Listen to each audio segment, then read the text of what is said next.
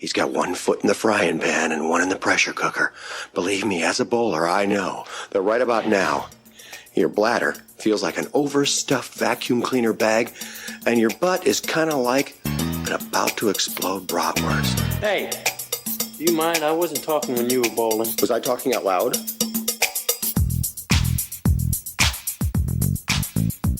Welcome to Munson's at the Movies. My name is Kyle. I will once again be your host, joined by the rest of the Munsons, kind of. I want to give them a wide berth. He's what is called a born loser. A real Munson. And talk a little bit about what's going on in their worlds. We're running a little light today on regular Munsons, but we've got a big group with us. So FYI, if you're listening in, no Rigby. He is on vacation, so good for him, enjoying himself. No James. He is trying to become a dad today. Hopefully that goes well, but he is experiencing what is likely the happiest moment of his life at this moment in time, so we will give him a pass. And that bar is pretty high, man. He's had a lot of happy moments, so that bar's high. He is.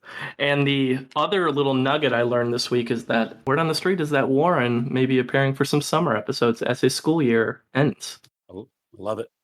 We're just running 2 today, so I'll throw over to Case. How we doing, Case? I'm doing well, man. There's not a whole lot new on my end. I had some more yoga drama in my yoga saga, but I'm going to save that because the more important thing is that I'm just coming off a great trip to meet with Mr. Rigby.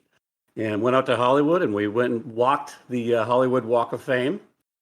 Once there, I drug everybody into our party into straight tourist mode, and we took so many pictures, and we were so obnoxious.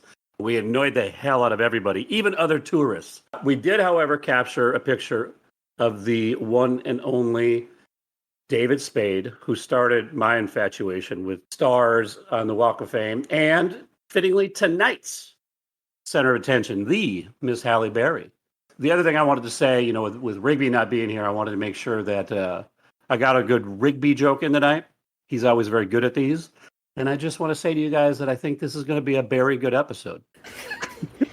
Thank you so much. Hallelujah. Hallelujah. Hey, Rigby would say that. He would totally say that. Hallelujah. That's even, you guys are on one right now. In the early days of Munson's, we used to talk a lot about we were a firmly this podcast or a firmly this podcast. And I feel like we abandoned that for a while. So I just want to give a shout out to our listeners that the hellscape that is our political world. I think I could speak on behalf of our podcast and say, what the hell is going on in the world around us politically? And Jesus Christ, we need to do better, please. Especially men listening, do better. So that's my little roundabout, direct point to be made. And I know I'm in friendlies here, so that's what I'm going to leave. Unfortunately, Kyle, that's our minority demographic. We're much more popular with the ladies than the men.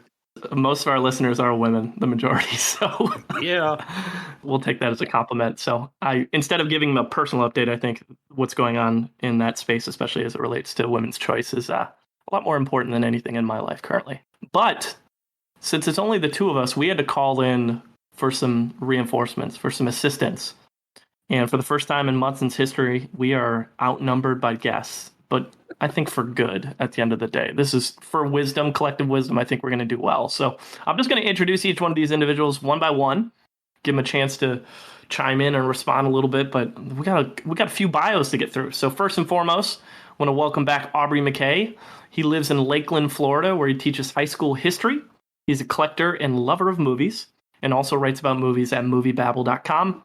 He was previously with us for the Chris Rock, Aubrey Plaza, and Cameron Diaz episodes. This is also not his first time jumping in late in the game for an unscheduled episode. Aubrey's always one we can count on. Welcome back, Aubrey. How are you? I'm good. Testing season is ending in school, so we can all rejoice and celebrate as my eyes and everything readjust to the real world, because I've been testing for like 3 weeks in a row now. Aubrey, did you ever think that testing would be harder as administrator than it was when you were taking them? I tell these kids every single year, if they gave me the opportunity, I would take their test. I would take it instead of administer it. I hate administering it. You just sit there. It's boring. Second guest, new guest, Krystal Clark. She resides in Nashville, Tennessee, but will always rep the 757 as her homeland. She refuses to leave college, is a lover of Formula One, a left-handed enthusiast, and chair of the board of directors for Nashville's nonprofit film center, the Belcourt Theater. Also, great Facebook follow because she shares tons of awesome stuff about pop culture all the time. And we're excited to have you. Thank you so much. I'm excited to be here. I'm at home right now in Virginia. I went to my alma mater for a good little weekend, and now I'm with my mom. I'm in her closet, and I'm excited to talk about Halle Berry from her closet. Well, we're glad to have you, and glad we could finally recruit you over to the Munson side. Yeah. And finally, but certainly not least of the bunch, Dane Mychal is also here. He's the lead singer of the 90s rock tribute band Fountains of Dane, and is also a self-described Oscarologist who has been fervently tracking the Oscars for over 20 years. I can attest he knows his shit when it comes to the Oscars. He previously was with us for the Alicia Vikander and Alison Brie episode, so it's been a minute since he's been with us. Welcome back, Dane. How's the world on your end? I'm back, baby. Yeah. World is a complicated place, sir. My world, my little world of nerdy stuff, is relatively unchanged, but that's why I'm here. I mean, that's why you have me here, to do something very super nerdy like a podcast about one specific actor or actress. And I'm ready. All right, well, let's get in. I'm excited to talk about some Halle Berry, and let's do this. Birthdays for May 19th. Rigby isn't here, so we asked Aubrey to step in and see if we can guess some birthdays correctly. Okay, so brace yourself because these are some names. We got the big ones for this one. Okay, so we're going to start with probably it's easily the best actor we're going to talk about today, who also played basketball for a short spell. Kevin Garnett. You would know him from Uncut Gems. Wow. I think that's the only place you guys would know him from. Is that his only acting credit? No. I'm going to be honest, I have no idea, but I gotta imagine he did some stupid basketball movie at some point. So Garnett and Gems, come on. He was in an HBO called The Goat, the Earl Manigault story. So you guys may know him from that. I can't think of anything else. I'll get us started. I think Kevin Garnett, what did he retire about, like 6 or 7 years ago? I'm going to say he's 45. So Kevin Garnett, I believe, was like a rookie when I graduated high school, which was 99. And he didn't go to college. He was notoriously like one of the first to come straight to the pros. Mm-hmm. And so he was probably like 18 around 99. And I was 18 around 99. And I'm 41 now, so I'm going to guess he's 41. Real math. And that's some math. I would say that he is 44. You gave yourself a tight window there. I like Price is Right. You got to be right up on people, you know. I respect it. Then 46 is my guess.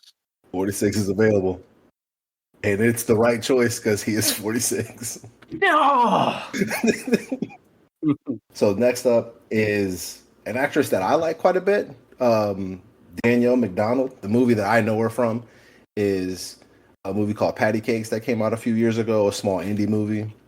She's been in several Netflix movies, Bird Box, Dumpling. She's been in a few things. She's starting to get a little bit bigger. She was really good in the short Skin, which was turned into a feature film. I'll get it started again. I think Danielle is in her late 20s, so I'm going to say 27. 27. 27 is off the board. I feel like now I need to mention that. Anybody wants to share my guess? I'll share. I have no idea who you're talking about. I'm gonna create a good wide range for us to operate in. I'm gonna say she's 32. I'm going to guess 29, just randomly. I'm going to say she's 31. Another great guess at the end. She's 31. Oh, congratulations. You can't tell her age. She's kind of unreadable. Yeah. I agree. Last, a comedian I like quite a bit, Michael Che, SNL. Oh yeah, really, really good stand-up comedian. His most recent stand-up special, I forgot the name of it, but it was really, really good. I'm not going first this time. That continues to not be a successful strategy for me. So last seems to be the strategy. Yeah, being that comic actors and comedians are at it forever before they become known. I'm going to say he's a little bit older, and he's 43. The 40s is a good guess, I would say, because I'm at this point in my life where it's hard for me to know if I'm younger or older than most of the people that are on there. But he's been on there. It seems like it got to be like close to a decade by now as an anchor. I'm going to say 45. Going low, 38. 41. And the answer is 39. Dang. Give me one. He looks older. I'm sorry. 5 actors that we threw onto the wheel for this here, episode 62. And those 5 were Uma Thurman, Bryce Dallas Howard, Sam Neill, Alfre Woodard, and Halle Berry. A very good wheel. Lots of great choices on this one. But it doesn't matter those are the 4 because the wheel chose Halle Berry. And that's who we're here to talk about. Halle has 60 credits on her IMDb. And really, in all reality, when you take out some of those pieces, it's less than that. Mostly film. So it was a very film-driven performer that we're going to talk about. Normally, we would start with James doing some actor trivia. But again, James is off doing semi-important things in life. I'm going to step in for James to tackle the trivia. But if you're listening and don't know what we do, I have 3 facts. 2 of them are going to be about Halle Berry. One of them is going to be about one of the many actors in the Fast and Furious franchise. And our team's goal here is to figure out which one is the lie. So I will read up 3, and then we'll take some guesses. Fact number 1. She turned down roles in both Speed and Geely. Fact number 2. In 2008, she was named the international face of Australia's 30 Days of Fashion and Beauty event. And fact number 3, she's named after a building that originally housed a department store in her hometown. Which of those is not true about Halle Berry? Damn, you got a different tone than James. I'm caught off guard.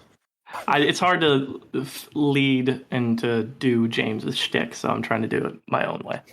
No, I like it. It's a lot more intense. The fashion thing seems very, very factual. Like you wouldn't just pull that randomly about an actor from Fast and the Furious franchise, I don't think. Maybe, but Australia, though. Yep, the international face of Australia's 30 Days of Fashion and Beauty event. I think the second one is the lie. Also, I forgot to mention, you don't have to guess the Fast and Furious character, but feel free if you would like to guess who that character would be. I think the third one is the lie. Huh? Who Building named after. has to be Dwayne "The Rock" Johnson, right? That's. I think that's actually him. Hallie Hall. Hallie Hall was named after her. Come on. I feel like I'm with Aubrey if he's going to guess the third one. I think that one's the lie or the fact about Fast and Furious person. I think you're messing with us. And I think that fact number 1 is the lie. And I think that it was not supposed to be Ben Affleck. I think it was supposed to be Jason Statham in Geely. Probably a better movie. Fact 1 is true. Dang it. She did turn down roles in both Speed and Geely. I think one of those was a good decision and one maybe not. I mean, you could maybe make the case that Speed would have been decent choice over Sandra Bullock, but turning down Geely, great idea. Phenomenal idea. Fact 3 is also true. She is named after a building that originally housed a department store in Cleveland. So I don't know if Dane did some Google in there, but her parents named her Halle after the grand old Halle building that housed the Halle Brothers department store in her hometown of Cleveland, Ohio. And that leaves fact 2 is not being true about her. The fact that she was named the international face of Australia's 30 Days of Fashion and Beauty event. That was Too Fast and Too Furious star Ava Mendes. Yep. Dang it. Who played Monica, and also known in Hollywood for her good looks and being recognized by different folks for her good looks. Full facts. Congratulations to... Which aren't everything, by the way. God, I hope not. Certainly doesn't hurt, but they are not. That's for sure. A case. Let's talk a little bit about her snapshot and box office history. You know, Halle Berry has quite the range of movies from a box office standpoint. She's really done it all. She's been in big box office movies that have rocked. She's been in big box office movies that have stunk. Low budget movies that have rocked and low budget movies that have stunk. One of the things that's was interesting with her is really hard to kind of nail down a box office profile like we have with other performers. However, one thing that I did notice was that a lot of her films performed really poorly on opening weekend, but it would end up big, or at least not losing money. We've seen that in the past with other performers, but those are usually like high critic rankings, right? Where people aren't sure of a movie and then they get reviews and blah, blah, blah, and then they go see them. I would be willing to bet that a good portion of the box office success that she has had, and especially in her leading roles, has probably been her getting out and promoting the hell out of her movies and going out and doing the circuit and doing stuff, because there's a million interviews with her. Her best box office performance would definitely be her involvement in Monsters Ball. We'll talk about that later. But this movie brought in $45 million against a $4 million budget, which is really good. Her biggest box office takes are X-Men Last Stand, pulling $460 million, and X-Men Days of Future with a $746 million box office. Her worst numbers are $707,000 for Frankie and Alice and $910,000 for Kings. Wouldn't have. I think Halle Berry is still someone, and I totally respect her and enjoy some of her stuff, but I still don't think people run to Halle Berry.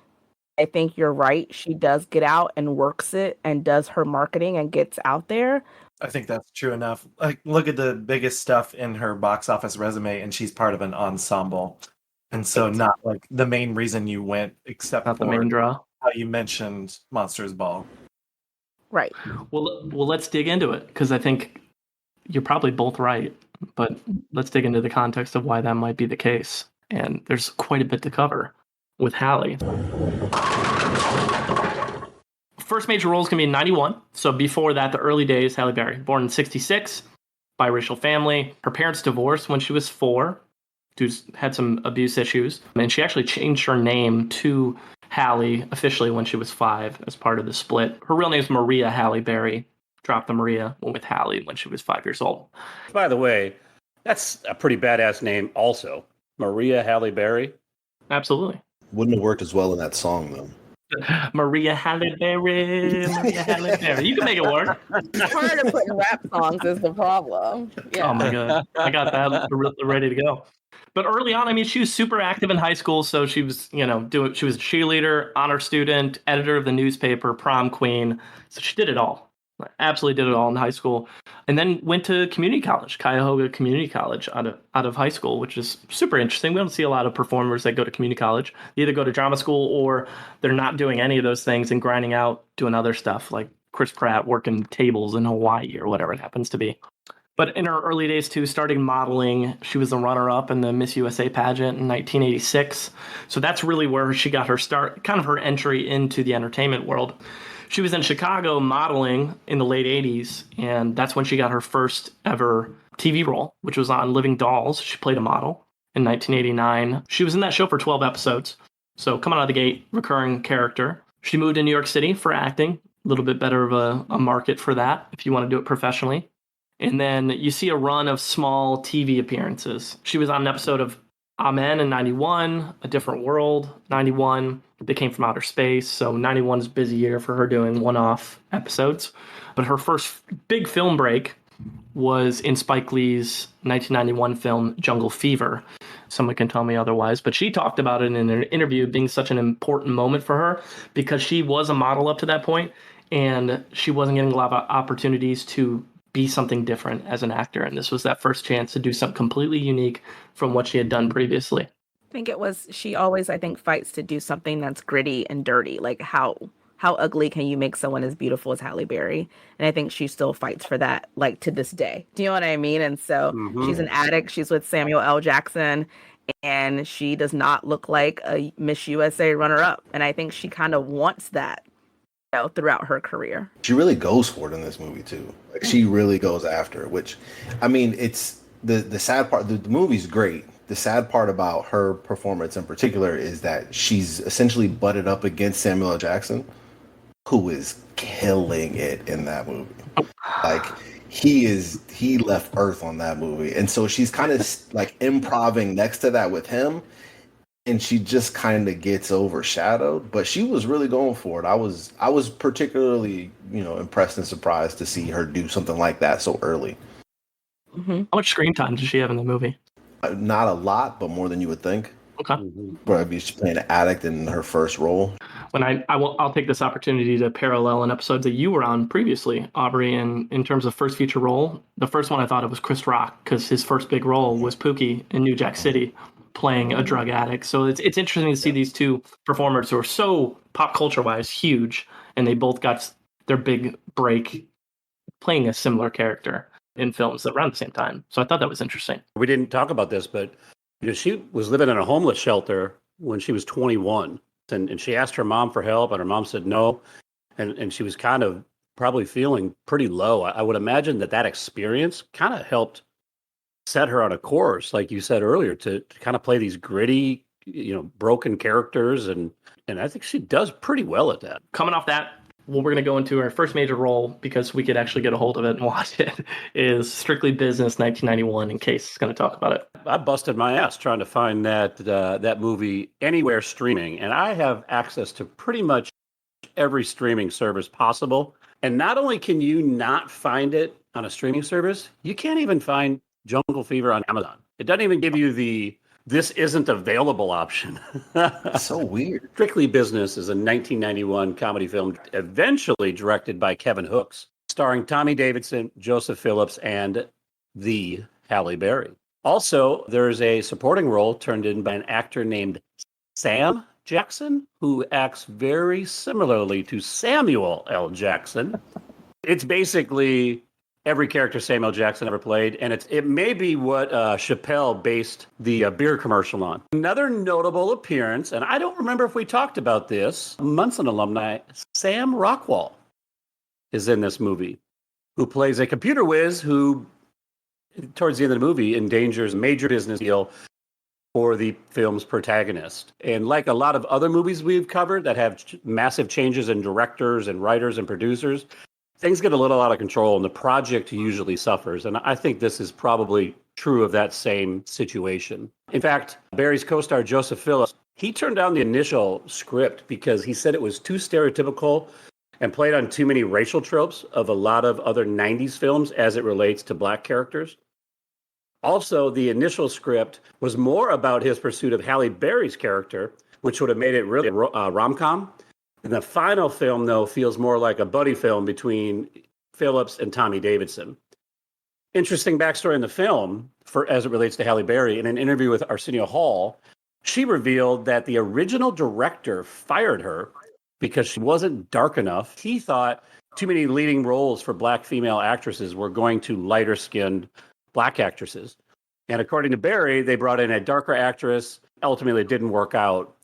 They ended up changing the directors, and then the new director, who ended up being Kevin Hooks, reached back out to Halle and was like, "Hey, we really want and need you in this project. So will you be part of this?"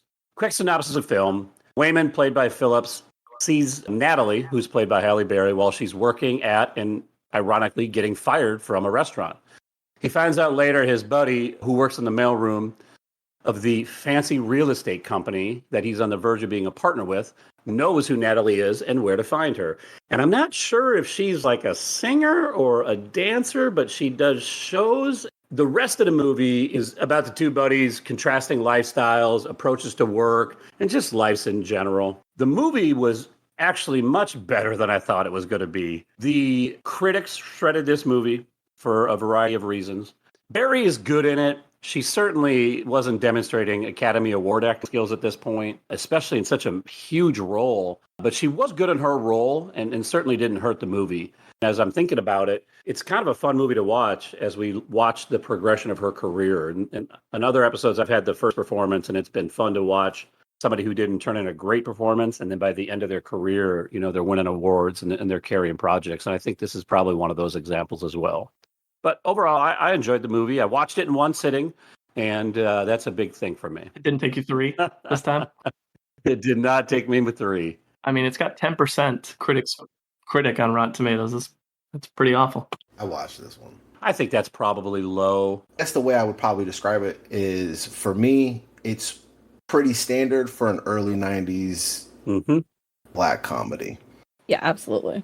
For who's in this, who made it, and what it's about, There's a lot of these. There's a lot of stuff that are dealing with the same things, and so it kind of depends on when you see it in reference to the other ones. I think would probably determine how much you like it or not, because a lot of what this movie's trying to do is just playing the dichotomy of the different types of black person, playing with like what's a sellout and what does success look like for a black person, which is, I'd say, it's kind of fumbled. Yeah.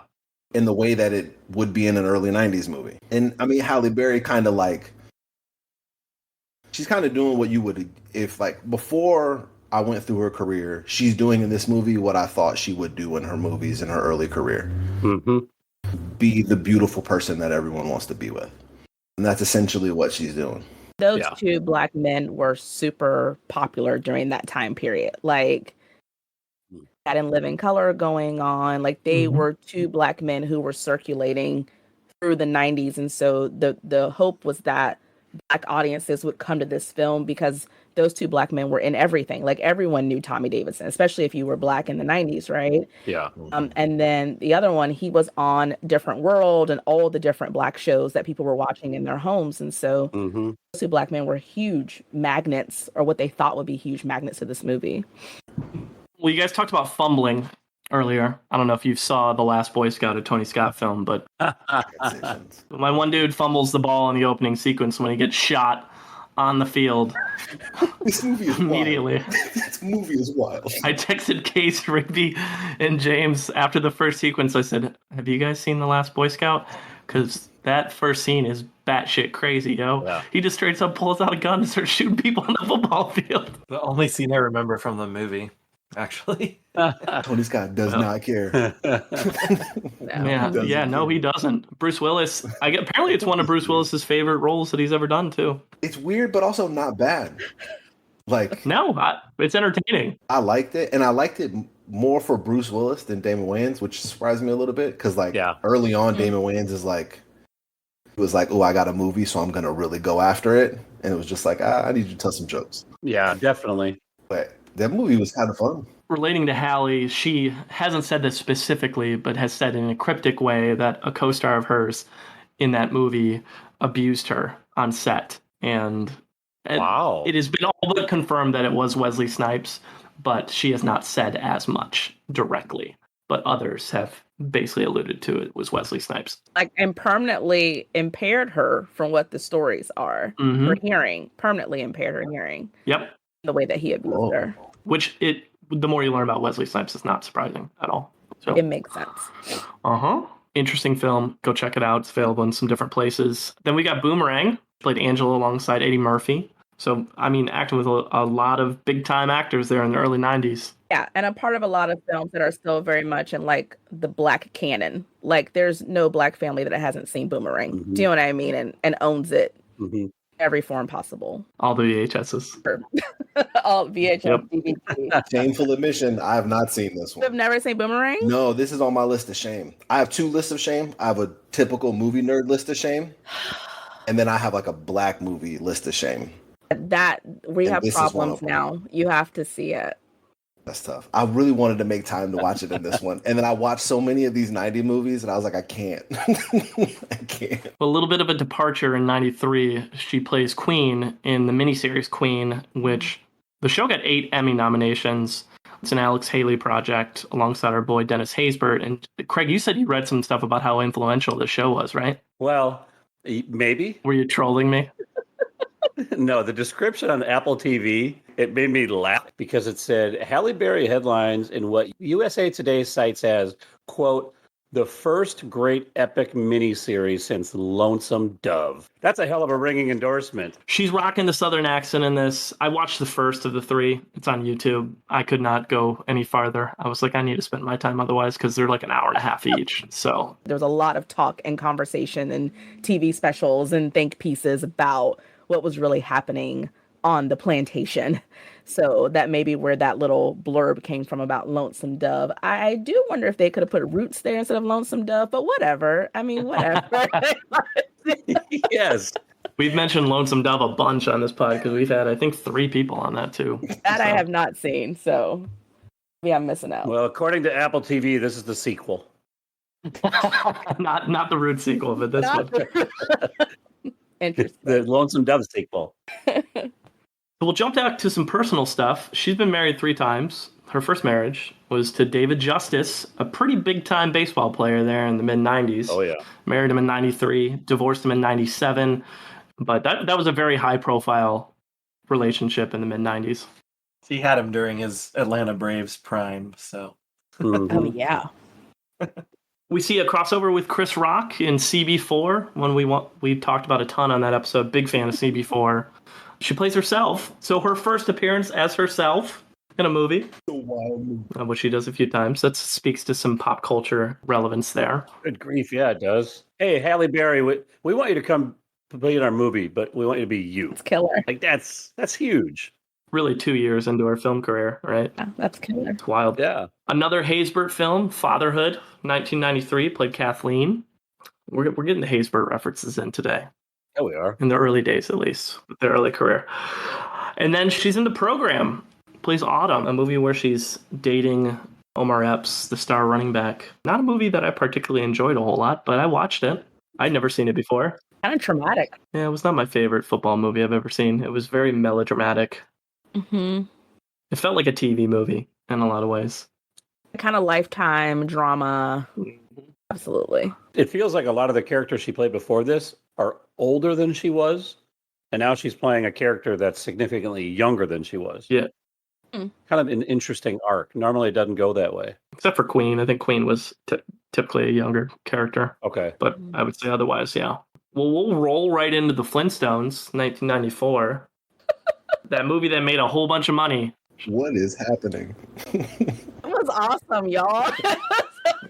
You're welcome. Sharon Stone, come on. The hero of this film, if you've seen it and rewatched it for this podcast, I think she's the hero. She's the character turn. Very true.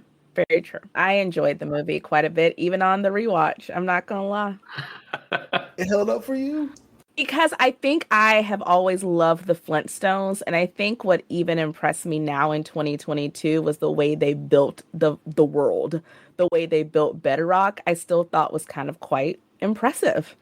Like, and the way they personified the animals, and I thought it was the set design. I thought was pretty awesome. You know what I mean? Even this many years later. So yeah, I enjoyed it. I don't know. I'll give you that. It's cool because if it would have been done now, it'd be like CGI sets, and now, but that was like real 100%. Right. cool sets that they built, like great production design. It was really cool. No computer, Yeah. It's cheesy as hell. Nobody's denying that, but Yeah. I probably hadn't seen it since like 98, so it'd been a long time. And so this was probably the most fascinating rewatch for me. Just be like, how did this translate into 2022? Like, what's going on in the Flintstones world? Steven Spielberg produced it. Steven Spielberg produced it. You had the B-52 singing the song, which I still, when it came on, I still remembered the lyrics. Like, it triggered something. And I just really enjoyed it. I don't know. That's when I was introduced to Halle Berry I was like, what, 12? Yeah, this is a big one for kids. I watched this on TV, and I've never forgotten that performance or this movie. I was really hyped to watch it. It was a nostalgia trap. This movie's a mess. But it will still live on in my mind with happiness. Exactly. 95, she was in Losing Isaiah, played Kayla alongside Jessica Lange. And then another like mid-90s like action thriller, Executive Decision. She plays Jean, the flight attendant who's helping Kurt Russell take over the plane from the terrorists. I'm not going to say the movie did a whole lot for advancing stereotypes about folks from the Middle East. Oh. It fits right in for thrillers with Kurt Russell, which I know Craig's a big Kurt Russell guy. Yep. not a movie that I've rewatched lately, but that I remember liking it as like a junior high kid. So I'd be interested to see if it's terrible now. I still find it watchable, man. I think you dig it. I actually have a quick story about this. Well, this came out. I was working at the movie theater in my hometown. And for some reason, me and a bunch of my buddies went and watched it at an actual showing. We didn't watch it on our own. We all groaned super loudly when Steven Seagal showed up in this movie. Because back then, you didn't know, right? Like, all of a sudden, it shows up on the screen, and it goes, and Steven Seagal. And we're like, oh, come on. Because we were all excited to see Kurt Russell and Halle Berry. And then my boss yelled at us because this is my favorite Steven Seagal role, because he dies about 3 minutes into this movie. So early in the movie, it's great. We just lost it in the theater. We started clapping and celebrating, and a bunch of people complained to my boss, and she ripped me afterwards. Fond of memories of this movie experience. In a world of notorious assholes in Hollywood, Seagal is right near the top of the list. So it's fun to watch him die in movies for sure. And Halle Berry's good in this. Yeah. Plays off of Kurt Russell well, and she's making big strides from Strictly Business, that's for sure. Yep. Well, there's only so far to go. Like, she had to go. Yeah, the bar is low. The bar is low. You know, she's acting with a lot of heavyweights here in the 90s, so I'll give her credit there. And I agree, this is a fun movie. I would rewatch it. And then some other personal stuff. She became a spokeswoman for Revlon in 96. So some of the letting her looks take her to some endorsements, which I'm sure paid nicely. But let's talk about largest audience gap, which is BAPS. Aubrey has it, and usually our guests take reviews, and they're taking the majority this time. And I would love for you to tell the people what BAPS means. Oh my God. Okay, so normally when I get my review, I think about it a lot. I write some stuff down. I take a lot of time thinking about it because I want my review to be really good on here. I did not do that for this. This movie is called Black American Princesses. It literally starts, its IMDb description literally starts with the sentence, 2 tacky homegirls moved to LA to become dancers. So Halle Berry and her friend by Natalie Reid work in a diner, and they want to get rich.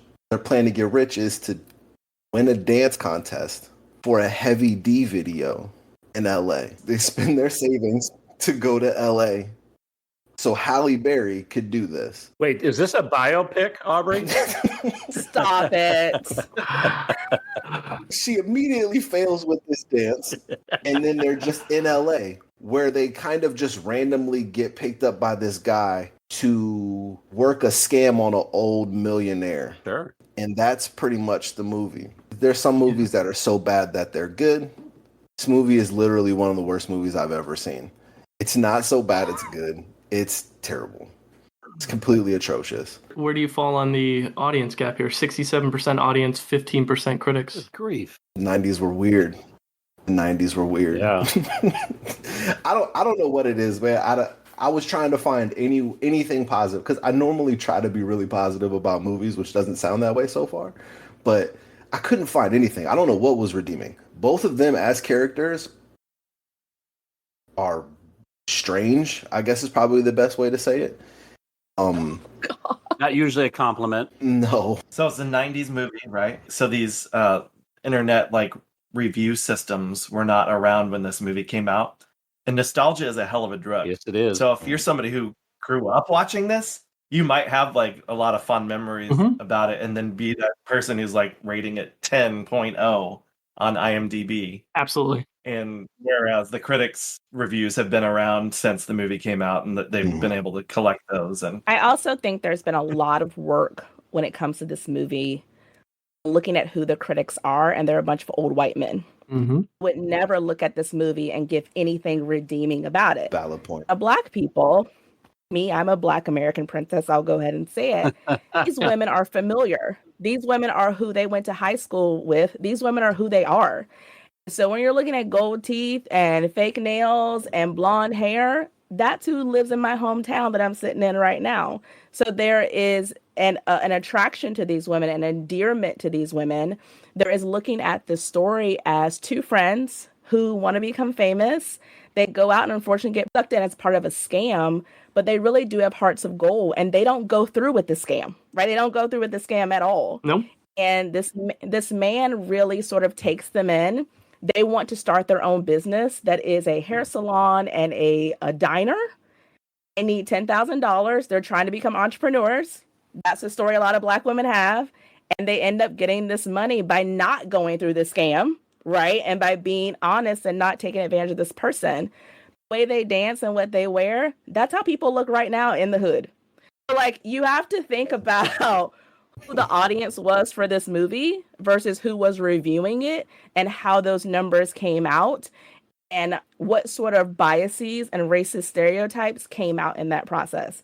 I'm not saying it's an Oscar award-winning picture, but I would be very critical of the eyes that this film was put through at that time and continue to be put through. Part I agree with, 100%. My main problem with the movie is that Halle Berry is trying to do a straight comedy. I just didn't really find her to be all that funny. Natalie Reid, I think, is funny, and she did some TV stuff, and she's funny on TV, and I like her. But to me, the Halle Berry stuff in this particularly is what fell flat with the humor. And unfortunately, Natalie is not with us anymore, so I certainly want to honor her memory. She passed away, I think, last year. Yeah, recently.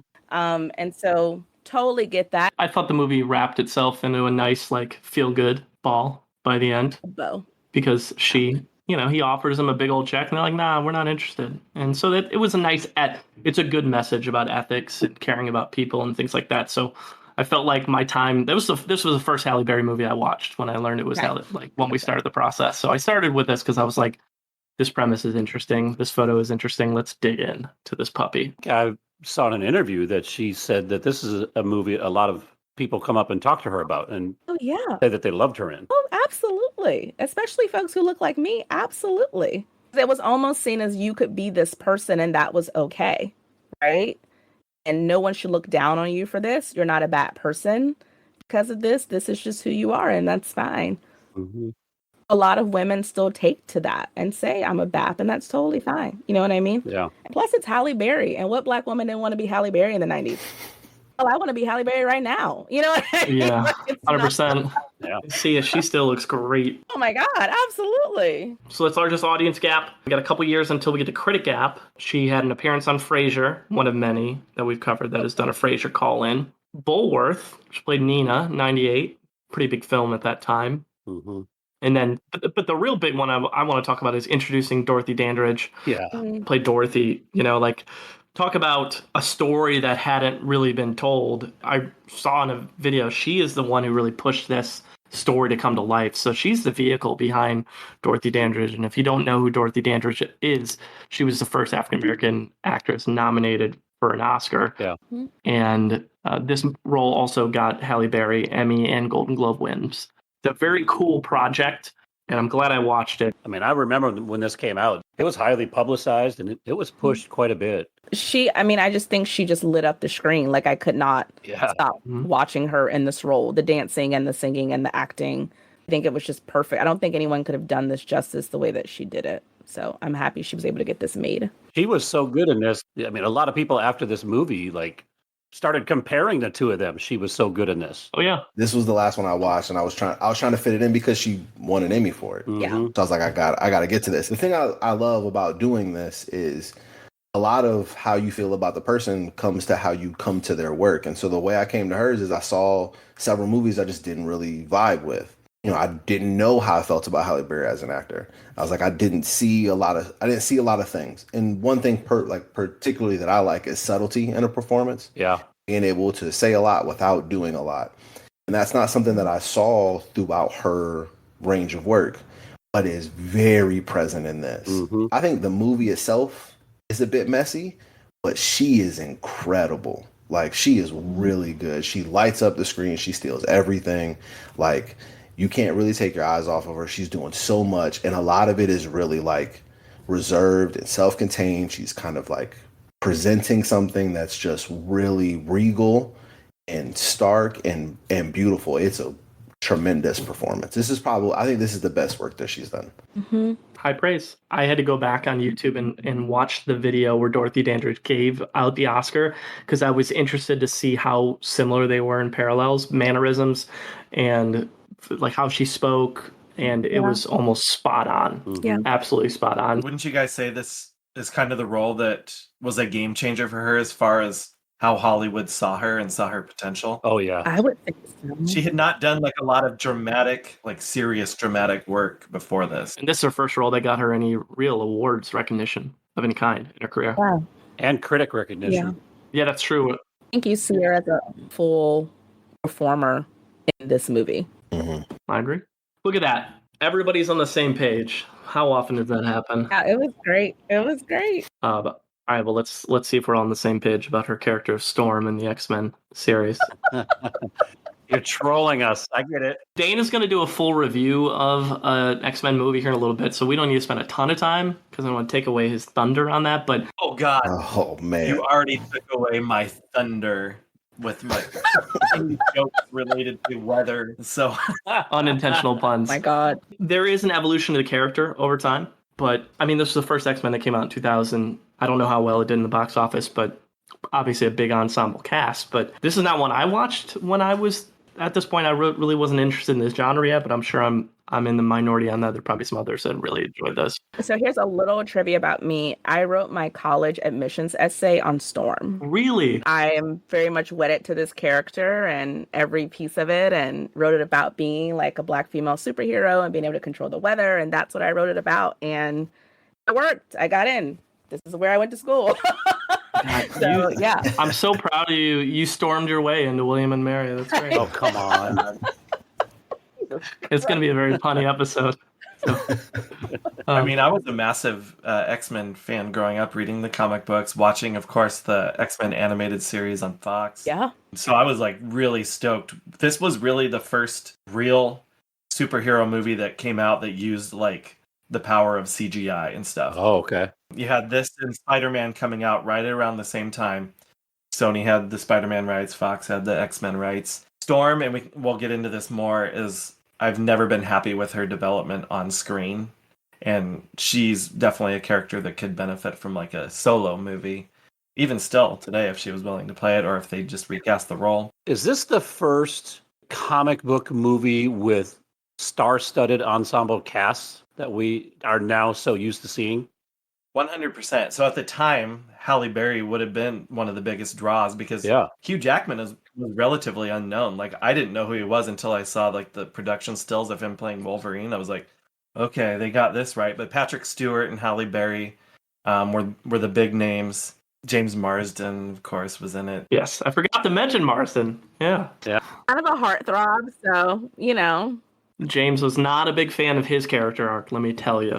He was just a very punchable guy in all of the movie X-Men. But Storm Halle Berry has the line of the movie, which is, do you know what happens to a toad when it's struck by lightning? Same thing it does. Same thing that happens to everything. It reminds you that you're in the year 2000 with the CGI of him going into the water, and I was like, oh man, we have come a long way. A long way. It's a rough CGI rewatch. Yes. Good movie though. It's all contextual, yeah. Mm-hmm. Yep. I think it was an important point from Craig of laying the groundwork for these huge, like, collaborative MCU projects and even getting into the DC stuff now. And that model proved that you can do great in critics, fans, and box office. Yeah, they did 82, 83 on this. When you come out of the gate with 80 plus on both sides, we're going to make more of these. We're going to do that. Yeah. Sounds great. We'll invest some more cash into this. I know she does not have a great relationship with Bryan Singer. Not that many people do to this day, but because he is an abuser. But she did say the thing that she enjoys most about these X-Men movies is the collaboration of the individuals that she acted alongside with. So she pled no contest to charges of leaving a car accident in 2000. So doing her best, like Matthew Broderick interpretation, but not quite as bad. And then probably one of her more talked about roles, she played Ginger in Swordfish, a film that she went topless in. Scandalous. It's talked about because of her breast. That's the only reason it's talked about. Scandalous. She went topless in 2001. But also again with Hugh Jackman. But then she got killed. This movie is not good either. This is my first time ever seeing it. It's awful. It's terrible. It's so bad. The first scene, I'm like, maybe this could be interesting because he's talking about like different ways to do really gritty takeovers. And I was like, the rest of it is just a screenplay mess. Disgusting. It's gratuitous. It's terrible. Travolta does draw you in with his wild. I mean, he was untamed in the 90s, like doing stuff like this and Face Off and Battlefield Earth. Like that dude was insane. What a terrible movie. Halle Berry, she tells Hugh Jackman very early on in the movie that she's not here to S his D. If you remember that. Wonderful. Phenomenal writing. Great script. Hugh Jackman scene where he has to break into the Department of Defense it's unreal. It is I was like, what am I watching? That is how I'll explain this movie to people. Like, this is a real movie that really did this. Like, it really just had him do that while all of these things were happening. What an awful, awful piece of cinematic garbage. Second marriage, Eric Benet, 2001. Divorced by 2003. Gave it a shot. You know, sometimes these things don't work out. Is what it is. Eric Benet. Eric Benet. Sometimes it takes you a while to figure out what you want, what you need, right? It's all good. No shade. And no shade at all. No shade. Figure it out, girl. Let's go. Largest critic gap. So she goes from Swordfish, the lowest of the lows, I would say, to her Oscar win in Monsters Ball, which is largest critic gap. Was she in Swordfish because of a contractual obligation to the studio? I don't know that, but I do know. I just remember we talked about on the Bassett episode of like Angela Bassett was potentially going to take the role, but then she heard there was a topless scene and that was non-negotiable, and that's part of the reason that those two have kind of had a little bit of a rivalry over the years. A pointless and very needless and random scene. Yes. Yeah. But if you were like, if someone said John Travolta's going to be in it, and you know what I mean, like, Big names. maybe she was still trying to, make her way into certain rooms and into certain tables and thought this is a way to do it, Action film. People told her from what I saw that, hey, this is probably not a great career decision, but she's like, whatever. I'm just going to try it and see how it goes. And they said the same thing about Monsters Ball, which is a great lead-in The same thing. to Krystal talking about largest critic gap. Yeah. So 2001, movie is set in Georgia.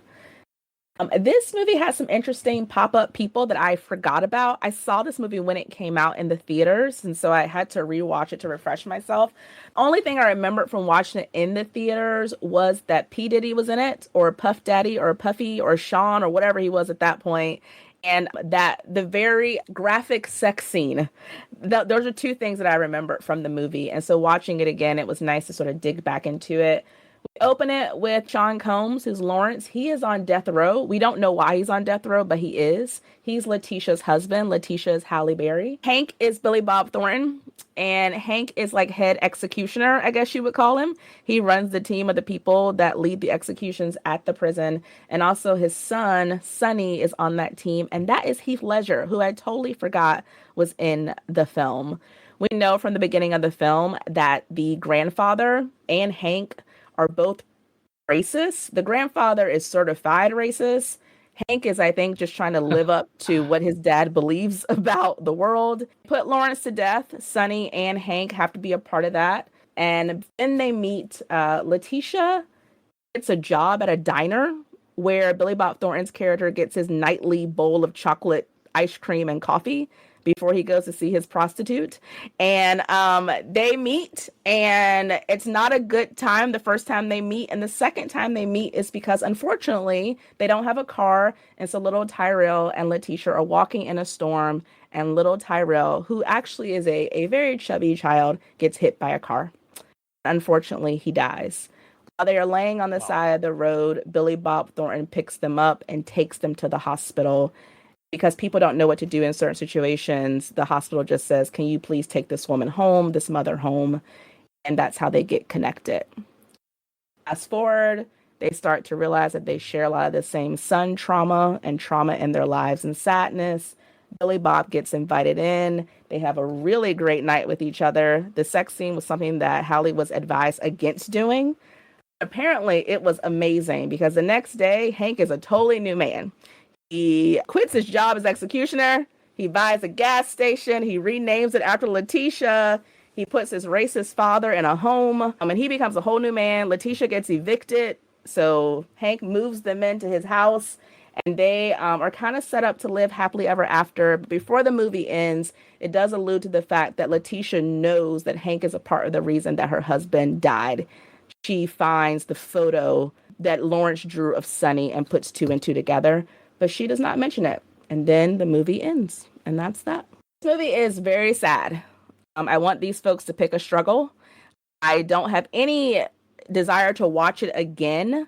But I think watching it the second time, I understand why critics loved it and why it was an Oscar fave. But I wouldn't say that I would want to rewatch it again at all. Billy Bob and Halle Berry have just enough chemistry to make it right, but also still feel kind of wrong. It's about them sort of healing each other. And so that kind of works. So I'm happy they found each other. I can see why critics sort of loved it. So Big moment for her, winning the Oscar. big moment. I mean, she won the Oscar for it. Mm-hmm.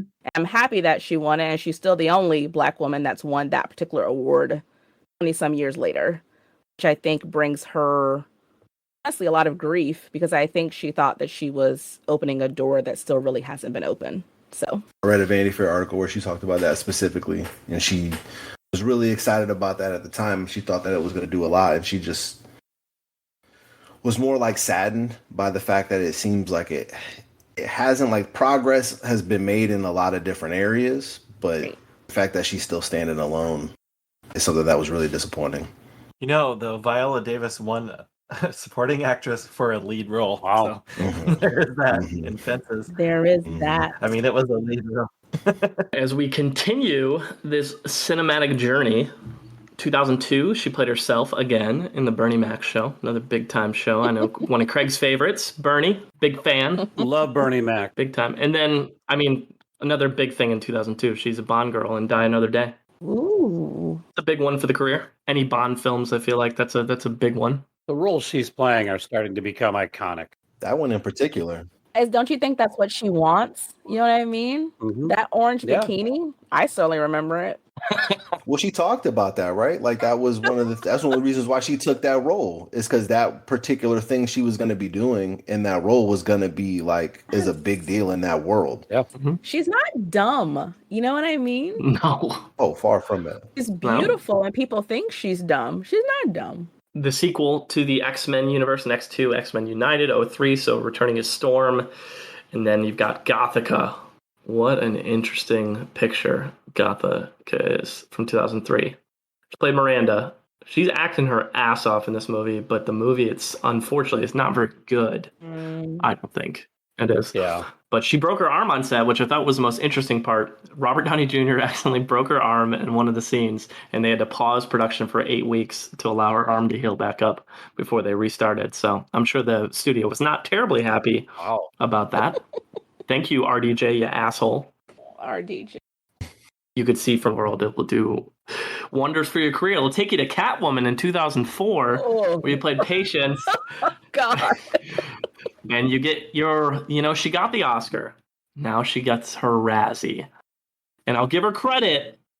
She showed up to that damn ceremony. She did. And she accepted that award and gave a speech. And I can't say that for every person that we covered that's gotten a Razzie. She's very mature about it. I think it's only Bullock that has the Oscar and Razzie that also showed up. It's like her and Sandra Bullock. Perfect. Elite company. Watched this movie for the first time for this, and it's atrocious. Oh my gosh. It's disgusting. I was honestly like, no way that this movie can be as bad as I heard that it was. Like, I was perfectly fine living my life, never having watched this movie, because I've heard that it's historically bad. It's awful. So I'm like, oh, there's no way this movie can be that bad. It was within minutes. I was just like, oh no. Well, she was forced to do it with her contract with the studio. So she did not want to play this role and got forced into it, right into a Razzie. Telling you guys, she was in Swordfish because of a studio. You think so? I have to believe that. Would not be surprised. This is the same thing, right? It's just like you go from like Dorothy Dandridge to Storm, Monsters Ball, and then it's just like the complete opposite with like Gothica and Catwoman and all these roles. I'm just like, man, she's all over the place with project choice around the. I could see in a world where this would make sense if she didn't know anything about the making of this movie, though, because it's a total disaster. The idea of playing Catwoman would be appealing. There's so many right ways to play Catwoman that I think she could have completely knocked out of the park. Yeah, and the CGI was absolutely fucking atrocious. She This thought it was was bad in terrible. X-Men 2000. It is way worse than this. Robots 2005, big Munson crossover. We've got Natasha Lyonne, Stanley Tucci, Dan Hedaya. I finally watched it because I was like, fuck, I can finally watch this movie. We've mentioned all the damn time. And Case, did you know that Dan Hedaya plays an angry character in this movie? Would you have ever guessed? Never. No? Never in a million years. It's amazing. I wish I would have watched it for the Hedaya episode so I can continue to give him more points for being an angry human or an angry robot in this one. More spicy relationship life stuff in the mid 2000s. So she started dating Gabriel Aubrey in 2005. which led to a really high-profile custody suit with their daughter. They had an '08. And then, like, one of them attempted to move to Italy. There were restraining orders involved, and it all fizzled out by 2014, but, like, a very messy situation with their daughter there in the mid-2000s. Mm-hmm. And when you're named the most beautiful person in the world, guess what? You're in the spotlight for every little thing that you do. So the whole world knows once over. So Yes. the curse of being that beautiful is that people are going to pay attention to your lives all the time. Let me tell you guys, it's a difficult scenario. You know, from personal experience. I'm just saying. A lot of pressure. It's easy to crack. Their eyes were watching God in 2005. She got an Emmy nomination, so a little bit of some awards love there as Janie. And another X-Men movie, this time with Elliot Page, who we covered a while back. Her character is Kitty Pryde comes into the frame. And then this is what I would call like what I refer to as the underrated dramatic acting portion of her career. I think she does phenomenal work in Things We Lost in the Fire and also Frankie and Alice. I think she's phenomenal dramatically in both of those films, especially Frankie and Alice, even though it didn't make shit in the box office as an indie. Yeah. She is acting her ass off as two different characters in that movie going back and forth.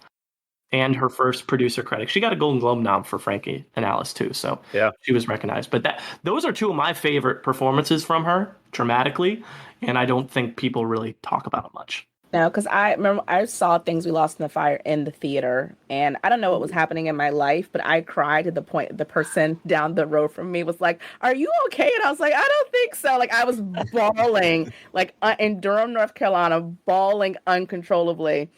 And I love Benicio del Toro, so like I just loved that film. So and I had never seen Frankie and Alice, and I thought she was incredible. I was surprised that I hadn't heard more about it. It's my favorite performance by her. I know. Yeah, I thought she was amazing. That's my number one. I think she's great in that movie. More people need to see it. And her first producer credit. But I almost skipped over Hurricane Chris, 2009. Halle Berry. How many actors have we covered that have a whole song named after them? Oh, rap songs? Zero. None. This is elite company. You need to get a better list. I'm shocked J-Lo doesn't have a song about herself, but no, none. Stop it. A lot of references. I mean, J-Lo is mentioned in an Eminem song that I will not repeat at this moment in time. J-Lo's mentioned in a lot of songs. Yeah, yes. Not to say. Circle, P. Diddy. Same with Halle Berry. Here are the other actors, are the other performers. Biggie, Nas, Missy Elliott, Drake, Kanye. I mean, the who's who. That's just scratching the surface. That is like 48 times. 48 times she's been mentioned in rap songs. That's how gorgeous she is. It's wild. 48 times. Crazy. If one of you doesn't give maximum points for pop culture, I have questions. I have a lot of questions. That's a crazy number and still feels low. Like I feel like I've heard it more times than that. The Simpsons. She played herself. And Dane, you just watched this before the episode, right? Or you were like grinding it out. What is the scenario? She appears at the Oscars as a presenter as herself. And she is presenting the award for Best Animated Short to Homer Simpson's Angry Dad. But before she gives out the award, she says, she just randomly inserts, "Every night I dream that my teeth fly out of my mouth." And then she gives out the award. Bizarre. I want to know if that was her ad-libbing or if that was actually in the script. They were like, you need to completely come up with a non sequitur to say right before you give out the award. And that's what she came up with. I hope she came up with it herself. God, I love The Simpsons. That'll give her 5 more points onto my score if that's how it happened. I don't want to understate this. This is the third time we mentioned her showing up as herself in something. CB4, The Simpsons, and Bernie Mac show. Like just huge pop culture phenomenons popping in, doing her thing. Most actors we cover will do it like once throughout their career, multiple times. This just blows me away. But you know what doesn't blow me away? The movie New Year's Eve. Because that movie is also not good. She plays Nurse Amy. A lot of acting with Bob De Niro in this one, alongside John Lithgow and Matthew Broderick, so some other Munsons in there. I just have so many questions. I have so many questions. How did Robert De Niro get involved in this movie? How is he in this movie? Because they said, we need someone to play a guy who's dying who really wants to see the ball drop. And he was like, that's it. I'm the guy. He lost a bet, probably. I don't get it. Him being in that segment with Halle Berry, if you just tell me, hey, they're in this movie and they're both acting together, that sounds like something I'd really want to watch. And then you realize. And why? And Bob De Niro was like, "Oh, I get to spend some time with Halle Berry. Sign me up." What is it hurting? It's not hurting his legacy at all. He doesn't hurt his knees. He didn't have to sit. He just lays down the whole time She to was win. probably like, "I get to hang out with Bob De Niro. Absolutely, let's do it." I don't have to interact with anyone else from this cast. Count me in. Yeah, I mean, if you like Valentine's Day and all these other like crossover universe movies, cool. But firmly anti New Year's Eve movie podcast here. I don't know if I can speak on behalf of everyone, but I'm just going to throw it out there into the world. All right, so lowest critic score is Dark Tide. It's from 2012. James, by being a dick and going to become a dad, left this for me. Asshole. I'm not going to take much time to talk about Dark Tide. So just so everyone's aware of lowest critic score, right? We get into lowest critic scores a lot of times, like 10%, 15%, whatever. Anybody else know the percentage for Dark Tide? I do. 0, baby. Yeah. No, a 0? 0. Oh, baby. Not 0%, 16% from the audiences. And I believe that was rounded up. Critics is 0, though. Let me walk you guys through Dark Tide. Now, the director is John Stockwell. He's like the beach guy because he also directed Into the Blue, Blue Crush. He did Touristas and Kid Cannabis. The interesting nugget about this movie is that, and it's about her personal life, she acted alongside Olivier Martinez, who she developed a flame with and ended up marrying the guy. So I guess for her, she chose to do this movie because it was filming in South Africa and she wanted to go to South Africa and she met her husband on the movie. So I guess she can't look back and say it was all a loss, right? Like it led to a few things, but $25 million budget on this movie. And I think it made like nothing, less than $1 million or something like that. I don't know if that was the full run. Story, Halle, aka Kate, is involved in a traumatic shark attack early in the film and then reluctantly ushers a guy and his son out to swim with sharks a year later. Halle gets perturbed. They head to a really dangerous area for sharks and boats. They capsize during a dive. And then they fight for their lives against a bunch of great whites. That's the movie. That's the story. Congratulations. I'm glad we made it here. Everybody wins. We move on, and we could talk about other more interesting things. I don't think it's a 0. It's certainly not anything more than a 3 in my book, but it's not a 0 film. I've seen worse, but it's not a film I would ever recommend to anybody. I like awful shark movies, though. I have a large collection of them. The Sharknado life. I would rather watch a very terrible movie that you can just make fun of the whole time, a la Mystery Science Theater, than like a serious drama that I'm not really interested in the characters. I mean, count me in on Deep Blue Sea anytime. If it's on, I'm watching. Greatest movie ever. Right? Let's go. It's hard to make an unwatchable shark movie. I love shark movies. I've seen so many of them. Even like the bad ones I find to be very, very entertaining because at least they're fun. This movie doesn't even have that. It's not fun. It kind of takes itself too serious. It doesn't do anything fun at all. And so it almost, I felt so passionate about this because it just made me mad because I'm like, how do you do this? How do you make this unfun? Like you had everything here to just be fun and you weren't. And that's the only bar I needed you to clear. It's the last thing I watched. I was on such a heater with movies, and I watched this last. Absolutely destroyed my spirit. Meets Olivier on set, gets married, has a son, and gets divorced in 2020. So that's marriage number 3. I don't know if she's dating anybody now. Kyle, do we know her current status? Is she still divorced? Yeah, she's with a guy. I know you're in the market. Oh, shoot. All right. She's with a lovely musician. They're all on Instagram, all lovey-dovey together. Sorry, Case. Man, her Munson score just went down. Sorry. I watched Cloud Atlas for the first time ever for this episode. I paid $4 to rent it, to watch it too, because I'd been told I need to see it. It's almost 3 hours long.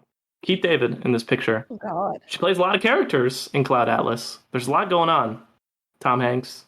What are some thoughts on Cloud Atlas? The Wachowskis. Can you get a refund? When they said that it might be like an Oscar contender in the months leading up to people having actually seen it, I was like intrigued by it. And then I saw trailers and then reviews came in. And then I said, I don't need to see this for my Oscar prognostications. It is in rare company, and that is one of the few movies I've seen that has the exact same critic and audience score at 66%, which you very rarely see, and both in the positive like that. So I feel like Cloud Atlas has had a resurgence in the conversation of people being like, no, it's actually good the past couple of years. I don't know if I necessarily agree. There's a lot going on. The third act, I think, is intriguing. The second act is a sleeper. But I'm sure it was kind of fun to play alongside Tom Hanks and do a lot. She gets to play a lot of different characters, very theatrical in ways, right? Of being able to go on the stage and do a lot of different stuff. She's doing a lot in this movie. And then she does the piece of shit that is movie 43 alongside Chris Pratt and Chloe Grace Moretz. And her sequence, she ends up being like super like lipoed out and plastic surgeryed out, and it's not a great look. So don't recommend it, people. Like Nutty Professor the Clumps. And then The Call, which I think Krystal had mentioned was like has this like new resurgence on Netflix recently, right? Like, Yeah, it like came out and went straight to number one on Netflix, and she tweeted, she was like, "Why is this movie at number one like 20 years after it came out? Are y'all okay?" And everyone was just having this sort of nostalgia moment, and and also people 12-year-olds and 13-year-olds are just discovering things for the first time, and so Yeah. are watching stuff on Netflix, so people are into it again, I guess. So we can call it a cult classic. It's a good sit. I think she's good in this. Make the move. That movie's hard to miss. Yes. There are certainly worse Halle Berry roles to pop up 10 years later and people to be discovering for the first time. So it's not a terrible one to resurge out. So highest critic score is a superhero movie, which we don't say often for actors we cover, but it is X-Men Days of Future Past, just slightly ahead of John Wick Chapter 3 by 1%. And Dane is going to talk about it. I will not recap the entire history of the X-Men for you in this review. So X-Men Days of Future Past was the second of the films that featured like a younger version of the X-Men. This was actually the first one that brought in the old X-Men 2000 series characters in it, like Storm and Wolverine, as played by Barry and Jackman. After X-Men 3, they went nuclear, is what I would say. They got a lot of box office out of it, as we heard earlier, but they killed off a lot of characters, and they left me saying, what the hell did you do to this franchise? And how are you going to like right all of these wrongs that you did to these major characters that people love? Where do you even go from here? Because they killed off major characters. And after that, they decided to do X-Men First Class, which was, we're kind of scrapping everything, and we're taking the X-Men back to the 60s and showing you like Professor X younger, played by James McAvoy, and Magneto younger, played by Michael Fassbender. Bring in Jennifer Lawrence because you can as Mystique, and so on and so forth. And so they went in that direction. I was like, okay, so they've moved on from this forever. But then all of a sudden, 2014 comes along, and they're doing the X-Men Days of Future Past storyline, which, if you knew the comic books and the X-Men animated series, involves time travel and a prominent character named Bishop, who in this movie is played by Omar Sy. And so they really start out the movie showing you a dystopian future where they're actually showing major characters being killed even more. Storm, I believe, dies in the opening sequence again, only to reappear alive once you realize they can use Bishop to go back in time like for a short burst. And what they do is Kitty Pryde, Elliot Page, and Bishop, Omar Sy, they get together, they find Logan, Wolverine, and they figure out a way that they can prevent this future from occurring by going back into the past and changing one singular thing, which was to have, I'm sorry, this is very convoluted, but Jennifer Lawrence's character, Mystique, kills this man who builds these robots that are hell-bent on just killing mutants. Their only purpose is to kill mutants. They can detect mutants no matter what. And they're not made out of metal. They're made out of this synthetic material so that not even Magneto can stop them. And she kills the man who builds these back in the 70s, I believe it is, like early 70s. And he's played by Peter Dinklage. And they pinpoint, if we can stop this singular occurrence from happening, and it's going to take all of us working together, we can prevent this future where everything goes to absolute shit and mutants are going extinct. I mean, it sounds convoluted, but like the movie is chock full of great scenes, things you've always wanted to see as a comic book fan. Young and old together. You get to see James McAvoy in a scene with Patrick Stewart, the two Professor Xaviers communicating. Yeah, pretty much. This pretty much was like fulfilling every X-Men fan's like greatest hopes and desires for the franchise, I would say. I just watched it again last night. I, of course, was at the theater for it, but watched it again last night. And there's the pivotal scene. I mean, it almost does bring you to tears, which is not something that you really think would happen in a stupid superhero movie. But definitely X-Men has never done anything better since, and they never did anything better before that. And so I think this is still kind of like the peak of X-Men until potentially they bring them into the Marvel Cinematic Universe, and then there's all kinds of possibilities. This, if you look at the Marvel movies ranked in terms of Rotten Tomato score, this would fit in with like the main MCU at like tied for 10th overall in terms of score, alongside Far From Home, Civil War, and Winter Soldier. So that's how highly rated it is. Yeah, Deadpool's considered in that same X-Men universe, so if you're just ranking the X movies that Fox did, maybe that one goes ahead of it because people laughed a lot, but I still think Days of Future Past is a better movie. So. Yeah. This is the best version of those movies. This is like everything came together. They still didn't give Storm her due in these movies, but she's in them, but you know. Her hair is a lot shorter in these ones, right?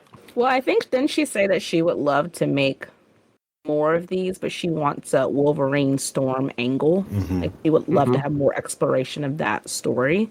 So she said she would love if they could figure out how to keep making these, and because she loved to be back a part of that, the X-Men family, you know.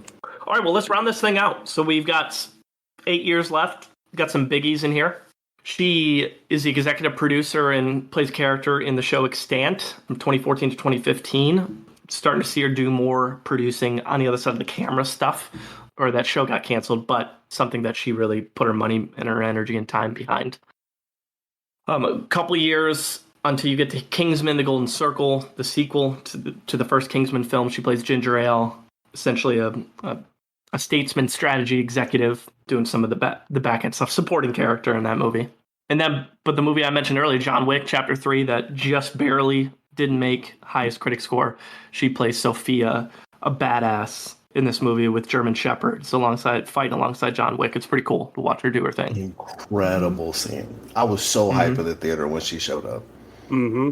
Because I had no idea I didn't know she was in this. I don't watch a lot of trailers, so I don't know if she was in the marketing.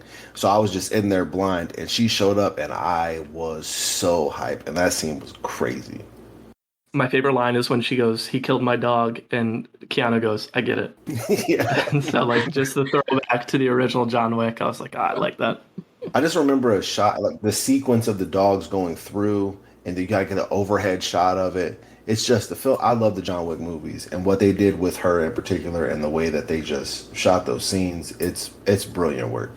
And it sounds like the performing on these movies is really physical, which makes it even more impressive. She said she likes that, right? Yeah. She likes doing her own stunts. Yep. Well, it set her up for the next film we're going to talk about here, and that's Bruised, a film that she convinced the studio to change the main character to be her, because it was originally going to be like a white Catholic girl. And her 20. Convinced it to her. The studio said, go find a director for it, and she couldn't find the right director, and she said, you know what? How about I direct this thing? And the studio said, let's do it. What do we think about her directing? As a director, she did a solid job. The film, it's like she did a good job. You know, as her first one, she had to play the lead role. That's a big ask. I thought she did a solid job. This, though, I watched this last night. This is one of my favorite performances that she gives. Because, again, particularly the type of style of acting that I just tend to like a lot more. She gives a lot in this. It's very internal. What she's doing, a lot of what she was very internal. I loved what she did in this. I really loved what Halle Berry was doing here. Like it was very physical. It was transformative. So it was all the stuff. It felt like a culmination of everything I had seen. Yeah. So I saw some transformative, I saw a lot of big stuff and physical stuff, and then I saw like really internal, like thoughtful, emotional acting that said so much by doing just so little, playing off of a kid who's not even talking, which is incredibly hard. It was amazing. The movie is a bit like standard, It is. but she is really good. Like I'd watch it again just to see her performance in this again. Mm-hmm. Aubrey, to your point about this being a culmination, the fight choreographer and stunt coordinator in this movie is Eric Brown, who also did John Wick 3. Yeah. That makes So sense. she brought him in on this project, which is a great move. She said she took her whole team with her. Mm-hmm. Mm-hmm. That's awesome. When she headbutts the Oh my werewolf gosh. repeatedly, you're like, oh my shit, gosh. we're getting amped. Oh my gosh. And to your point, Aubrey, the thing that stuck out to me, this is almost 20 years after when she set the world on fire going topless in Swordfish, and she has a lesbian love scene, and at her age, like there's some partial nudity, like she just doesn't care. Like she owns who she is and has the willingness to still do those things 20 years later. And I give her mad props for that.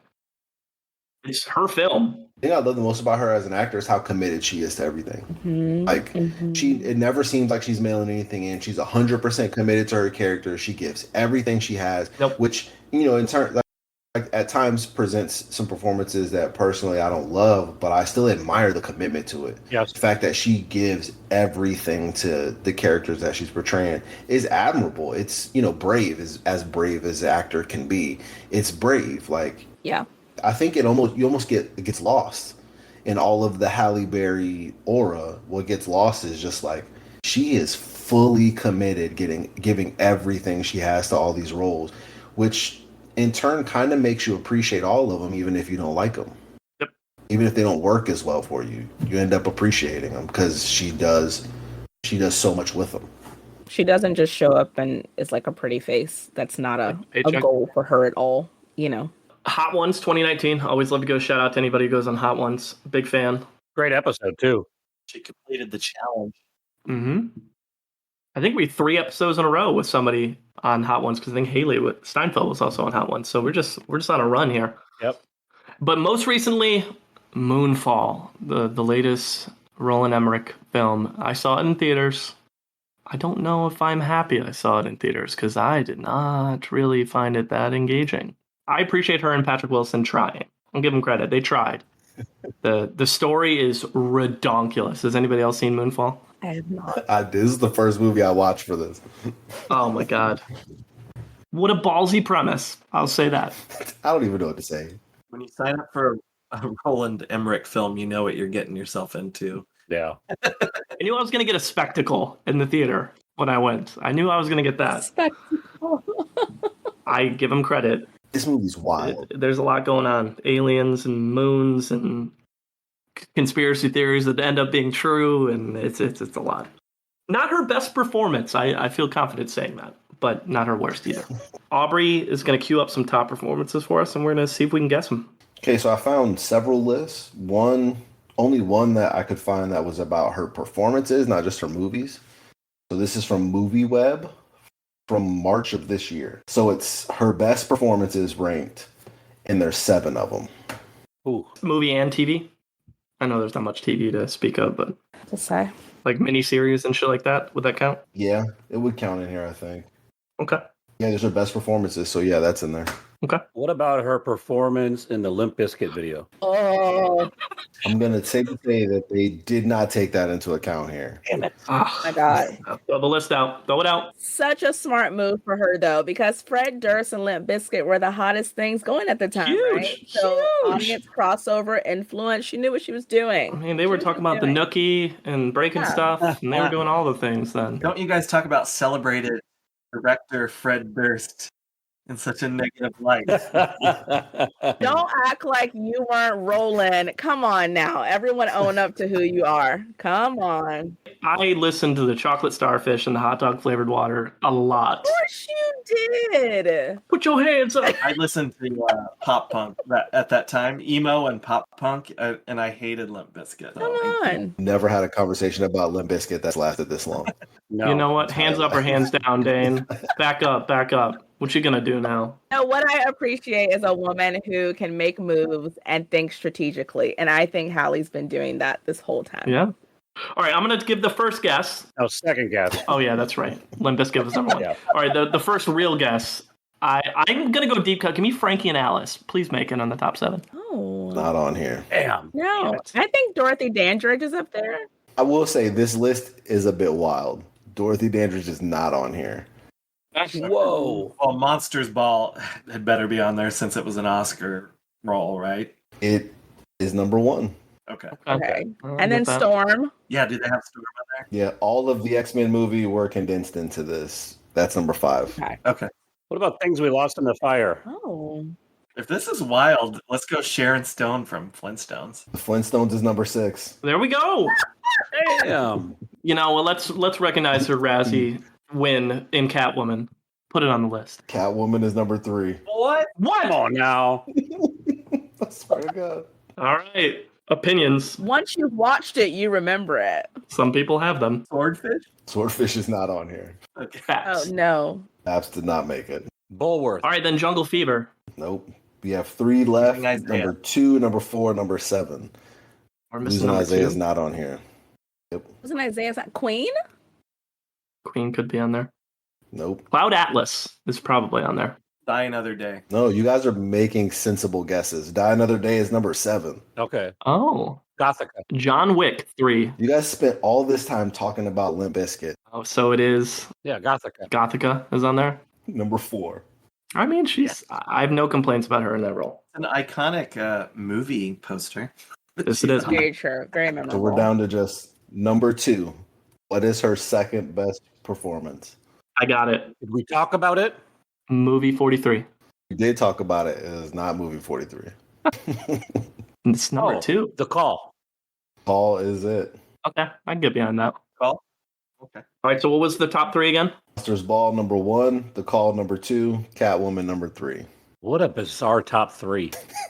Bizarre. It's a bizarre top 7. How would we change it? Because I don't think any of us are jiving with that top 3. Well, how would we change that? Dorothy Dandridge has to be on here. Has to be. Dandridge, yeah. Dorothy Dandridge has to be on here. I'd go Dandridge, Frankie and Alice, and maybe even I like Gothica more than 2 of those, personally. So Yeah. I love that the Flintstones was on that list. Sharon Stone was it, okay? Was it. I love that. I love that it's on the list. It's the iconic part. My third would be John Wick 3. I do like John Wick. I love that too. I'm a Frankie and Alice guy. I mean, I would have put Bruised on there, but True. Yeah. Is your ego bruised because it's not on there? Oh, good grief. I don't know. I don't know what to say. So what we do here, we rate every actor on a scale of 0 to 100 based on a variety of factors. Those could include longevity, project choice, pop culture impact, acting range, their awards footprint, any other talents they might have, personal life, comedic chops, box office success, or anything else that matters to us as Munsons. I have the honor of going first this time, so I will say I think she's in rare company in winning an Oscar and a Razzie, and I know I mentioned earlier, but I give her major props for actually showing up and accepting her Razzie with grace and doing it in a way of saying, I'm not better than anybody. Got forced into a role, maybe not my best role ever, but she burned the statue after, so I'll give her credit. She went, got it, burned it, and has moved on in life, and has obviously rebounded quite nicely. But some of the smaller roles is what really impressed me about her. Frankie and Alice, Things We Lost in the Fire, Dorothy Dandridge, really off the radar stuff that most people aren't talking about, but I think she's just so, her range, emotional range especially, is so good. And I think she's spectacular even in shitty movies. I think she's been one of my favorite actors to watch. Love that she's mentioned in all the different rappers and songs over the years. It goes to show her pop culture relevance. And I mean, she's won the Oscar. She's done pretty much everything you need to do in that world. I don't think she's that funny, so she'll take some hits there. But with that, I'm going to give her a pretty decent score. I'm going to give her an 82. Dane. Pop culturally, I mean, if you were to ask me to name Black actresses in the 90s at a time when they were extremely underrepresented, she would be the first one that I named. So, I mean, just visibility wise. So pop culturally, I mean, she's playing like hugely iconic X-Men character. She's recognized as the most beautiful woman or person in the world, 2003. playing herself in The Simpsons. Not just anybody can do that. I mean, that's very high marks for that. I don't like to judge people's personal lives, especially famous people who are under a microscope. So that's not going to factor into my score at all. Combining the pop cultural factor and overall resume, I'm going to say like 84. 84. Krystal. Yeah, I think just adding along to what y'all have said, I think persistence. She talks a lot about how getting Bruise made wasn't as easy as people thought it was. She was on another podcast, and they were assuming that her Oscar had just opened every single door for her. And she's like, exactly the opposite happened, right? And people still don't want to give her funding.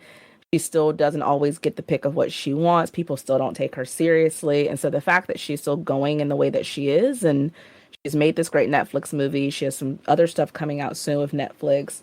I give her major props for still murking through the industry in the way that she has and still trying to prove herself to people all these years later who still think she's just a pretty person. Yeah. So I appreciate that. Love her social media presence that she has. I love her interest in fashion. So this large crossover appeal that she has. I love that she's directing and producing. So I'm a fan. I think she has done a lot. I think she has done a lot for Black women in Hollywood. She can only do so much. She's only one person, but I think she's done a lot. And I'm happy that she is the one person that has won, but I know that she wants more to win, and I certainly want to as well, the Best Actress Award. So I would probably give her, I mean, I think anytime you can be mentioned in 48 rap songs, I think it just says a lot about who you are. You know what I mean? People are thinking about you all the time. Like everyone's thinking about Halle Berry. And so I would give her like an 88. 88. I love it. Aubrey. So this was interesting because I love this exercise of just going through an actor's career, watching their movies, and really just thinking about their career and the work that they've done. I came away from this like I was aware of Halle Berry, obviously, because everyone was. I knew who she was. I've seen the big stuff. But I didn't really think of her all that much in the lexicon of great actors or anything like that. I just kind of acknowledged her for the icon that she actually is. Mm-hmm. I came away from this respecting her and her career more than I ever thought that I would, because even though I don't love all of her movies, she is such an interesting actor and her career is so interesting. And I spent a lot of time thinking about what happened, like what's happening with her career and what happened since Monsters Ball. And I saw like a YouTube headline that was like, what happened to Halle Berry's career? I didn't even watch it because I didn't think it would be all that interesting. But I do think that question is, and I feel like she ends up being like the poster child, like the best example of Black women not being respected the way that they should, because she did win the Oscar. And all of these movies that had become punchlines, even before and after that Oscar, seemed like she was choosing from what she had. And then she was able to make the best out of things that most people wouldn't even want to do.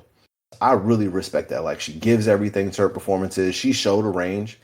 It's not as wide or as vast as I would have thought based off the fact that she won an Oscar, but she has a range. She can do all of the things, and she is a legitimate icon. Like, she's like one of the most famous people of my lifetime. She is Storm, one of the first Black people to play a superhero, and the first Black woman. She was a Bond girl, which was iconic, and she did that. Not many Black women have ever done that, if any. She won an Oscar. She's the only one to do that. She won a Primetime Emmy. And then she was in a Spike Lee movie. She starred next to Eddie Murphy. Like, she was in a different world. She did all of the things. And so that even in that sense, it's really interesting. So I say all that to say I would probably put her, I'd say an 85. Got to mention that she was in Bedrock too, but that's okay. I'll forgive you. Case. I think the word that's come up that I associate with her is iconic. Of all the people that we've covered, to me, she might have the best name recognition of anybody that we've talked about. And anybody that I told that we were doing this episode, and I didn't have to explain her career. They're like, oh my God, I loved her in this. And people could rattle off 5 to 10 movies of hers like that. I'm a huge fan. I've enjoyed her roles. I've enjoyed her approach to them. I agree. I don't think she's necessarily our generation's finest actress, but the fact that she continues to put out quality work and be in a lot of projects. And then the other thing, I mean, talked about earlier, I mean, she was homeless at 21, you know, and in 2003, she's voted the most beautiful person on the planet or whatever the hell it was. And she's one of the most recognizable people in Hollywood. That's just an amazing journey.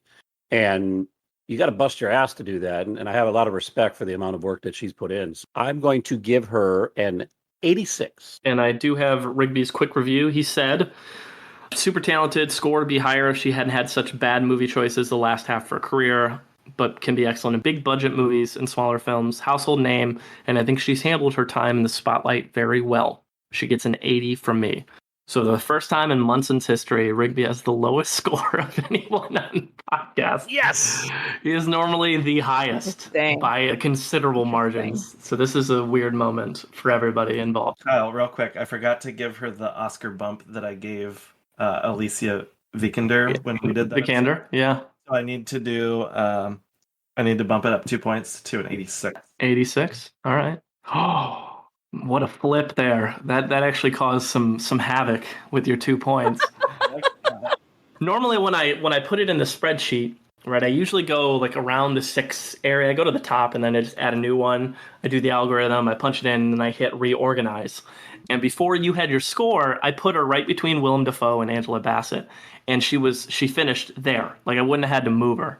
With you changing her score, she went up a spot. So with that gives Halle Berry an 84.5, which puts her in 5th of everybody we've covered up to this point. Damn. Oh. Slightly ahead of Willem Dafoe and just behind Jim Carrey, and also 2 spots ahead of Angela Bassett. So, Angela, eat your heart out. Wow. What's our top 5? Philip Seymour Hoffman 1, Jamie Lee Curtis 2, Emma Thompson 3, Jim Carrey 4, Halle Berry 5. I would watch any movie if you put all those 5 of those people in the same. Obviously, we can't do that I'd watch any movie of any of them. because PSH is no longer with us. Rest in peace, but that would be a fun cast. What does she have coming, Krystal? She has 2 movies coming out, both on Netflix. One is called Our Man from New Jersey. It is with Mark Wahlberg and her. It's an action movie. It's described as a blue-collar James Bond. It sounds badass. That sounds like a Mark Wahlberg production. Like a Mark Wahlberg, yeah. Then she has another movie on Netflix, Mothership's a sci-fi adventure. She plays Sarah Morse, 1 year since her husband mysteriously vanished from their rural farm. They discover an extraterrestrial object underneath their home. Then her and the kids embark on a race to find the husband, most importantly, the truth. It co-stars Omari Hardwick and Molly Parker. So, Okay.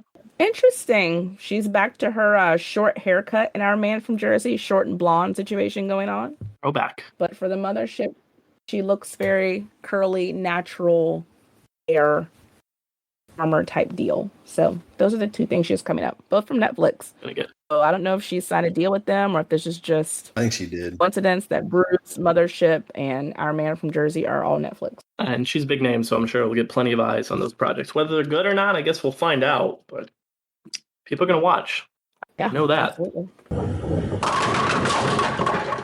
All right, so 5 actors we're throwing on the wheel for the next episode, which drops June 2nd of 2022. A lot of 2s there. We're bringing back Dan Craig, who has been here a lot before. Chris O'Dowd, Tim Roth, Willem Dafoe, David Spade.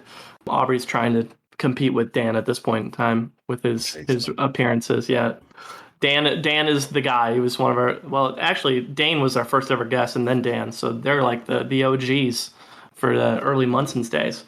And these 5 actors we're throwing onto the wheel for that episode: Olivia Colman, Maggie Smith, Uma Thurman, Tim Curry, Bruce Willis. What do we like? What do we dislike?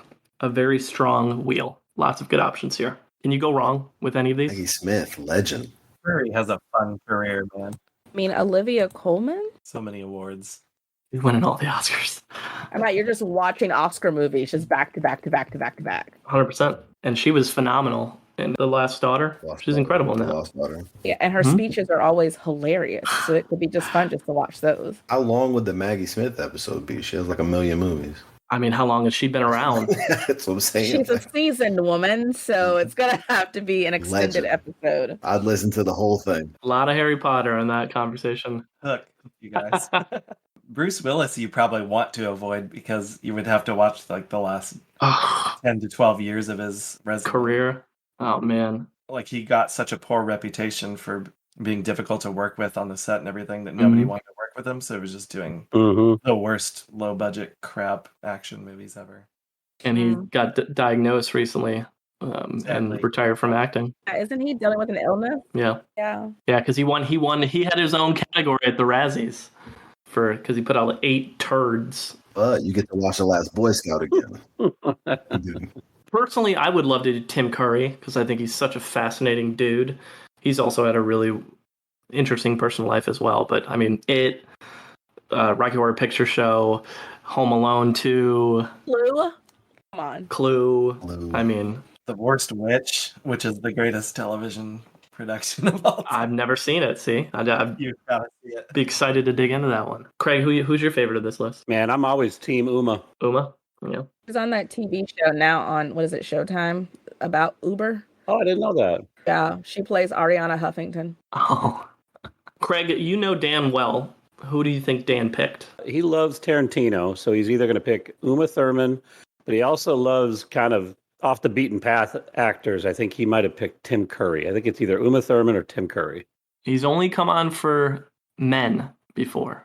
So maybe the trend continues or he bucks it. We'll find out. Or you're trying to throw me off the trail, but it ain't going to happen. Maybe. You just don't know my 62 in. You don't know my game. I'll take a hard stand because I don't like to be that 50-50 guy. He's going to take Uma Thurman because of the Quentin Tarantino connection. Okay. All right. Real quick. Krystal, if you had to pick one, who would it be? Olivia Colman. Aubrey? Maggie Smith. Oh. Dane? Tim Curry. Okay, and I would pick Tim Curry. So no one's going with Bruce Willis here. Maybe that's for the best. No Bruno. Well, we'll find out. We don't decide. Dane doesn't decide. Craig doesn't decide. Aubrey doesn't decide. Krystal doesn't decide. The wheel decides, and we shall see how it falls.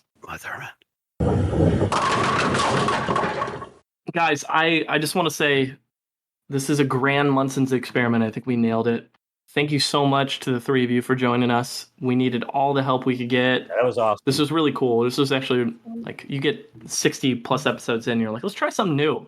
Let's just throw it all out there. So you guys are incredible. You all brought in such unique perspectives. I want to give everybody a quick, maybe 30-second plug for what you're doing, side hustle side, any wise words from our audience, and we'll start with Aubrey. Me and my wife are really excited. We took about a year off. We're bringing our website back to postcreditscene.com. Nice. That comes back. Loved it. Next week. Doctor Strange review should be out. I just wrote something about Gerard Carmichael's most recent stand-up special, Nathaniel, which I think is a brilliant masterpiece that you have to watch.